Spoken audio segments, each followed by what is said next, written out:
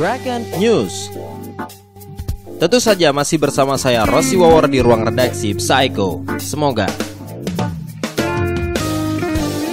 Seperti biasa, Breaking News adalah berita kemasan unik dengan sumber utama berita yang ditulis, dibacakan, dikenang, dan diedit dengan santun di ruang 1018 redaksi Psycho bersama Breaking News Hunting Team GSP Radio Show 101.8 FM. Segera hindari suara radio ini jika Anda sedang dalam keadaan di luar kesadaran atau gila karena lemahnya kemampuan otak untuk mencerna gagasan sederhana yang implisit maupun eksplisit dalam berita syarat opini ini. Hati-hati, ini adalah sebuah kelakar serius dari Bob Sadino, pengusaha sekaligus petani sukses nasional.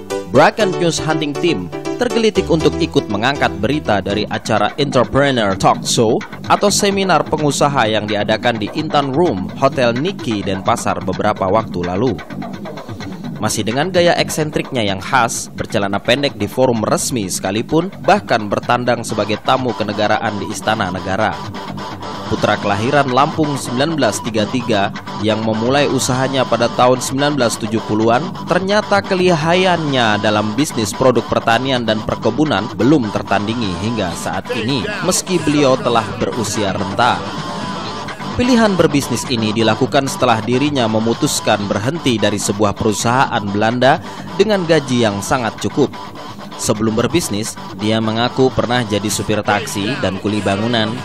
Beliau terkenal dengan suksesnya merajai pasar telur dan ayam potong broiler yang mulai dipasarkan oleh beliau sejak orang Indonesia hanya tahu telur dan ayam kampung potong, serta jagung manis dan melon di era 1982-1983 untuk kebutuhan perhotelan dan meledak hingga Breaking News ini diturunkan. Uniknya, beliau menyatakan tidak paham atau tidak menggunakan paham teori-teori ekonomi yang dijejalkan di bangku-bangku sekolah. Beliau tidak percaya dengan tren bisnis. Saya hanya berpikir bisnis hari ini. Saya tidak perlu jadi dukun atau orang pinter yang melihat bagaimana di hari esok. Karena yang bisa dilakukan untuk hari esok adalah bisnis hari ini, karena kemarin tidak pernah kembali lagi. Tidak ada kata yang berbau analisa, dan saya tidak pakai konsep.